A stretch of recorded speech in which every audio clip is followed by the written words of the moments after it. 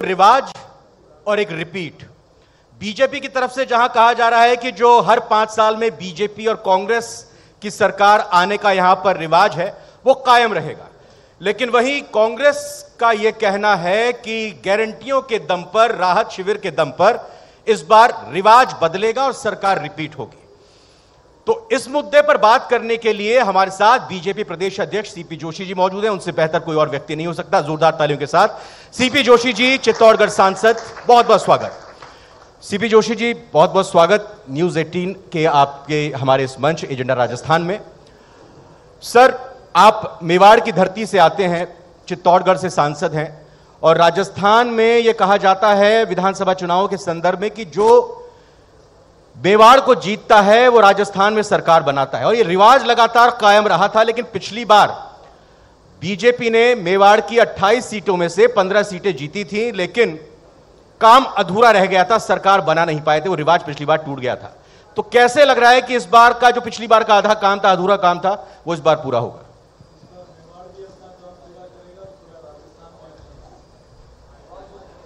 Audio जी अब आ रहा है सर। इस बार मेवाड़ भी अपना काम पूरा करेगा और राजस्थान भी अपना काम पूरा करेगा। मैं सोचता हूं इस बार एक ऐतिहासिक बहुमत के साथ भारतीय जनता पार्टी की सरकार बनेगी। उसके पीछे कारण है, 2018 में मात्र 1.5 लाख वोटों के अंतर से कांग्रेस पार्टी की राजस्थान में सरकार बनी। उस समय भी गारंटियां दी गई थी कि हम सरकार में आएंगे, 10 दिन में संपूर्ण कर्जा माफ करेंगे। 19,422 किसानों की जमीन आज नीलामी होने के कगार पर है। वो हनुमानगढ़ का किसान सोनलाल कड़ेल को नहीं भूल सकते, जिन्होंने लाइव आत्महत्या की थी, और उसका दोष सरकार के ऊपर मड़ा था कि आपने कहा था कि हम संपूर्ण कर्जा माफ करेंगे, मैंने कर्जा जमा नहीं कराया, आज मैं हालत मेरे घर के खराब है और मैं आत्महत्या कर रहा हूं। और ऐसे एक नहीं अनेक किसानों ने, वो कन्हैयालाल पारीक चीख चीख कर कह रहा है कि पेपर लीक के कारण आज मैं सुसाइड कर रहा हूं, पिताजी मुझे माफ करना। और एक नहीं 19 बार पेपर लीक होना। पेपर लीक हो सकता है और भी कई राज्यों में हो, लेकिन पेपर लीक में सत्ता में बैठे लोगों का शामिल होना, उसका प्रमाण मैं देता हूं। आरपीएससी के मेंबर बाबूलाल कठारा ये कहते हैं कि मैं इतने पैसे देकर उसका मेंबर बना। बोर्ड के चेयरमैन मिस्टर जारोली जब गिरफ्तार होते हैं तो ये कहते हैं कि मैं तो छोटा मोहरा हूं, ये डोर ऊपर तक है। ये डोर किसके पास है? सुरेश जाका जो इसका मुख्य आरोपी है, इतने वर्षों तक गिरफ्तार नहीं होता है, किसका संरक्षण है? अब ये देखिए, जयपुर में आतंकवादी घटना होती है, उनको सरकार एक सुप्रीम कोर्ट का वकील उपलब्ध नहीं करा पाती। आतंकवादी अपने बचाव के लिए 21 सुप्रीम कोर्ट के वकील खड़े कर देते हैं। लेकिन आप देखिए, कांग्रेस पार्टी के पूर्व कानून मंत्री सलमान खुर्शीद पेपर लीक के आरोपी के जमानत के वकील बनते हैं। अब गोपाल केसावत 18 लाख रुपए सबके सामने पकड़े गए। कौन है वो? पूर्व मंत्री। उनके ऊपर जिन्होंने धारा लगाई उस अधिकारी को हटा दिया। उनकी भ्रष्टाचार की सारे धाराएं हटा दी गई। तो उस आजाद कलाम कोचिंग सेंटर हो, चाहे राजीव गांधी स्टडी सर्कल हो, कहीं न कहीं सत्ता में बैठे लोगों का प्रश्रय उन लोगों के साथ था। पेपर एक बार, 2 बार, 3 बार, लेकिन बार बार पेपर लीक होना, किसी गरीब का बेटा होगा, किसी आदिवासी के घर का चिराग होगा, किसी दलित का बेटा होगा, किसान का बेटा होगा, किन परिस्थितियों में वो माता पिता अपना पेट काटकर उस बेटे को, बेटी को पढ़ाने के लिए भेजते हैं, और पेपर देने के बाद, घर आने के बाद पता लगता है कि पेपर लीक हो गया। आप देखिए उस परिवार के ऊपर क्या बीतती होगी कि बेटा है, बेटी मेरे बुढ़ापे का सहारा बनेगा, मेरे जीवन का सहारा बनेगा, और उसके सारे सपने धाराशायी हो जाते हैं, क्योंकि कुछ लोग हैं जो इस षड्यंत्र में शामिल है। सिर्फ नोटों के कारण, चंद कागज के टुकड़ों के कारण लाखों युवाओं का भविष्य बर्बाद कर देते हैं। कौन जिम्मेदार है इसका? कौन जिम्मेदारी लेगा इसकी? और स्पष्ट रूप से जहां ये चारों पांचों मैंने उदाहरण आपको दिए, ये सीधे रूप से इंगित करते हैं राजस्थान के कांग्रेस पार्टी के मुखिया की तरफ। लेकिन इन बातों को लेकर यह कहा जाता है, जानने की इच्छा होती है कि बीजेपी के पास ऐसी कौन सी वॉशिंग मशीन है जिसमें दागदार के दाग धुल जाते हैं बीजेपी में आने के बाद। और यह भी आरोप लगते हैं कि जब चुनाव आते हैं वहां पर बीजेपी की तरफ से ईडी, आईटी और सीबीआई भेज दी जाती हैं। निकला अभी तक कुछ नहीं, अगर राजस्थान में यहां पर भेजी गई है ईडी को, आईटी को। ये दावे के साथ ये कांग्रेस की तरफ से कहा जा रहा है। अच्छा, मैं आपसे बताता हूं, एक सीडी पिछले कार्यकाल में आई थी जिसमें अपने प्रतिद्वंदी, राजनीतिक प्रतिद्वंदी अपनी ही पार्टी के, वहां सीडी को छिपाने की बजाय सीडी वायरल कर दी और उस परिवार का जीवन खत्म कर दिया। एक सीडी बाड़मेर में भी आती है, वहां 400 पुलिसकर्मी लगाए जाते हैं। एक आईजी 7 दिन तक कैंप करता है कि सीडी को जैसे तैसे करके कई लोगों के प्रताड़ना दी जाती है, मारपीट की जाती है, डराया जाता है। और सीडी एक मुस्लिम बच्ची के साथ किस प्रकार से कांग्रेस पार्टी के सब लोगों ने देखा है और मीडिया ने छापा है उसको। तो ये दोहरा चरित्र कैसा, एक तरफ सीडी छिपाते हो, दूसरी तरफ सीडी वायरल कराते हो।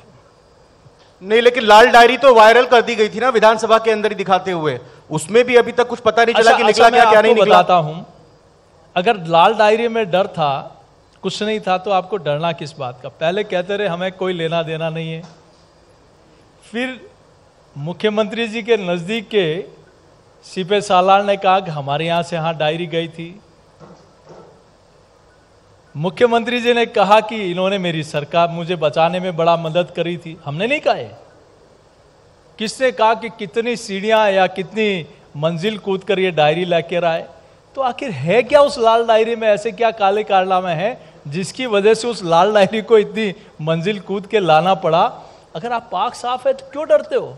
शक इसलिए होता है ना सर कि राजेंद्र गुढ़ा जी, जिन्होंने ये लाल डायरी दिखाई थी और दावा किया था कि इसमें भ्रष्टाचार की पूरी कहानी लिखी हुई है, वो कहते थे पहले कि मैं समय आने पर इस डायरी के अंशों को रिलीज करता रहूंगा। सर, ये संयोग कहें कि प्रयोग कहें कि मुख्यमंत्री अशोक गहलोत को उदयपुर वाटी, जहां से विधायक हैं, अब मौजूदा और टिकट लेकर चुनाव लड़ रहे हैं राजेंद्र गुढ़ा, तो मुख्यमंत्री जी का दौरा होता है, उससे पहले वो 4 पन्ने रिलीज कर देते हैं जिसमें महत्वपूर्ण बात ये कही गई है वैभव गहलोत की तरफ से कि पापा की सरकार रिपीट नहीं होगी। तो ये क्या संयोग है या प्रयोग है। शक इसलिए होता है कि ये लाल डायरी प्रायोजित है, इसमें कुछ है कंटेंट, अगर है तो सामने क्यों नहीं आ रहा है, जांच क्यों नहीं हो रही है। अच्छा, हेमाराम जी चौधरी ने इस सरकार पर कहा कि ये 50% और भ्रष्टाचारी सरकार है, वो भी हमारे कहने पर कहा। सचिन पायलट साहब ने अजमेर से जयपुर तक पैदल यात्रा करी और कई विधायकों के साथ करी, क्या वो हमारे कहने पे की। कुंदनपुर जी ने कहा कि यह भ्रष्ट सरकार है, महाभ्रष्ट सरकार है, कई पत्र लिखे, उल्टा पत्र लिखा, तो क्या हमारे कहने पर। नाम आप बोल रहे भरत सिंह जी ने भी कहा, लेकिन उनका टिकट कट गया।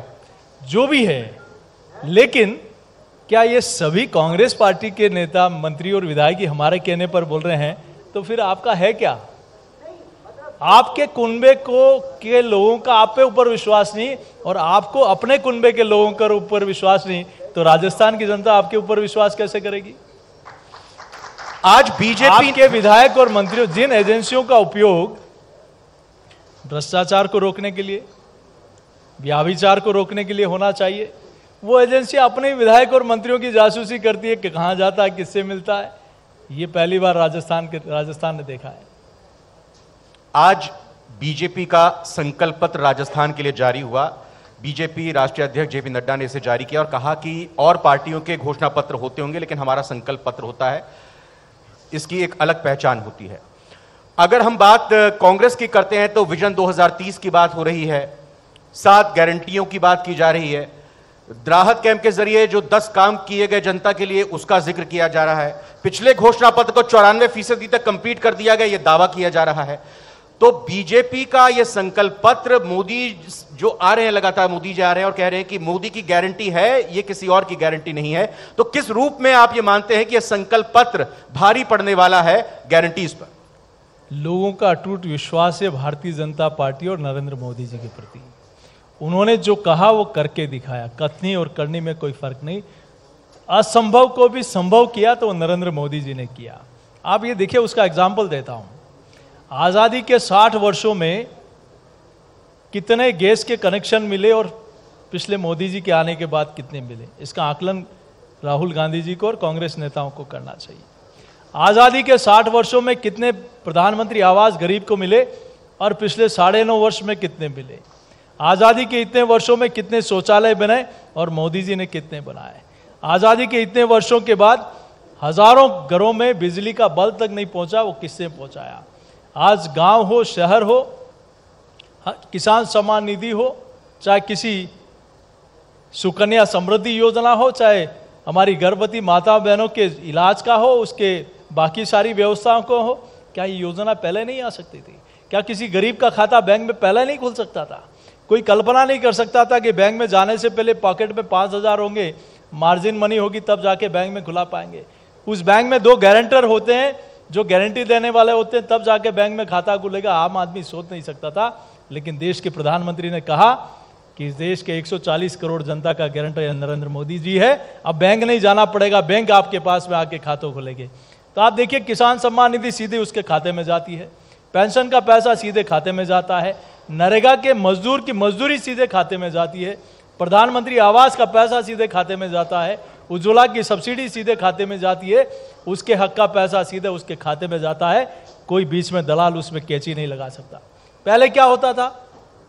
राजीव गांधी जी देश के प्रधानमंत्री थे, कहते थे दिल्ली से 1 रुपया बेचता हूं, गांव में आते आते 15 पैसा पहुंचता है।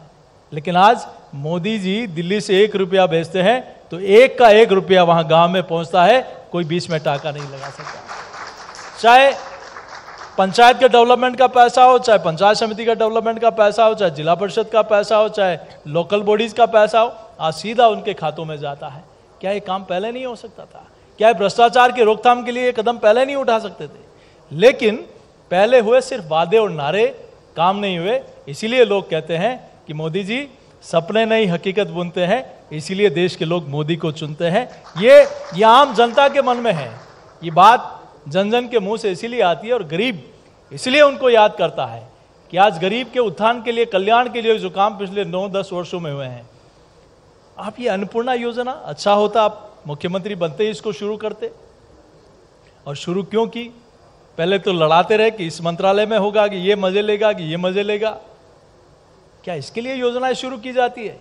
अच्छा होता इस कोविड के संकट में योजना लेके आते, ताकि उस गरीब के घर में चूल्हा नहीं जल रहा था, उस समय वो संकट के समय काम आता। उस समय कोई काम आया तो नरेंद्र मोदी जी की प्रधानमंत्री अन्न योजना काम आई, जिन्होंने कहा कि मैं हर घर में चुनावी मुद्दों की अगर बात करें, चुनावी मुद्दों की बात करें तो 2 महत्वपूर्ण मुद्दे जो बीजेपी इन चुनावों में कैंपेन में जोर शोर से उठा रही है, एक तुष्टीकरण और एक महिला सुरक्षा का मुद्दा। क्या आपको लग रहा है जनता के बीच में आप जा रहे हैं, जनता में किस तरह की चर्चा है इन दोनों मसलों को लेकर, मुद्दों को लेकर, और बीजेपी क्या सही तरीके से पहुंचा पा रही है, कन्वे कर पा रही है अपना मैसेज? आप देखिए कि दुष्कर्म की घटनाएं होना, उस घटना में पीड़ित को न्याय दिलाने की जगह प्रताड़ना देना। एफआईआर लॉज तब होती है जब जनता थाने का घेराव करती है। रक्षक ही भक्षक कई जगह बने हैं। 4 साल की बच्ची के साथ, स्कूल में जाती बच्ची के साथ, किसी पति के सामने पत्नी के साथ, आईसीयू की एम्बुलेंस में, हॉस्पिटल के आईसीयू में। क्या है ये? तब होता है जब कानून नाम का डर जनता उन अपराधियों में नहीं होता है। और वो कब बढ़ता है, अपराध कब बढ़ता है? जब प्रदेश का मुखिया ये कहता हो कि दुष्कर्म की 56% घटनाएं फर्जी हैं। क्या वो 4 साल की अबोध बच्ची के साथ दुराचार हुआ फर्जी है? लेकिन वो एक बात ये भी कहते हैं कि एफआईआर दर्ज होती है इसलिए अपराध में बढ़ोतरी दिखाई दे रही है आंकड़ों में। आप देखिए कितनी जगह थाने का घेराव करने के बाद एफआईआर लॉज हुई। खाजूवाला में क्या हुआ उस दलित बच्ची के साथ? पूरे 3 दिन तक लोगों को थाने के बाहर धरने पर बैठना पड़ा। क्या हुआ बालोतरा में? क्या हुआ अलमर में? क्या हुआ वहां रणथंबोर में? प्रियंका गांधी जी आई थी उनका जन्मदिन मनाने, उस बच्ची की एफआईआर लॉज इसलिए नहीं हुई कि उनके जन्मदिन में खलल नहीं पड़े। क्या हुआ उस पति के सामने पत्नी के साथ दुराचार हुआ, चुनाव चल रहा था और चुनाव में कोई गलत मैसेज नहीं जाए इसलिए वहां एफआईआर लॉज नहीं हुई। क्या हुआ वहां उस बालोतरा की महिला के साथ? वो शकूर खान भेड़िए ने बलात्कार कर दिया और जिंदा जला दिया। उसके बाद उसका एसिड डाला, सुनिए, एसिड डाला उसको। वहां हॉस्पिटल में जयपुर रेफर इसलिए नहीं किया, वहां बर्न यूनिट नहीं थी, इसलिए जोधपुर यूनिट रेफर नहीं किया कि वहां मीडिया को और बाकी जनता को पता लग जाए। सीपी जोशी जी, 25 नवंबर को मतदान होगा, 3 दिसंबर को मतगणना होगी। 156 प्लस का कांग्रेस टारगेट लेकर चल रही है, मिशन 156। बीजेपी ने अभी तक इसका कुछ खुलासा नहीं किया। जिस मंच के जरिए आप क्या कहना चाहते हैं? 156 नहीं, 156 से ज्यादा आएगी, वो भारतीय जनता पार्टी की आएगी। बहुत बहुत शुक्रिया सीपी जोशी जी, बहुत बहुत धन्यवाद।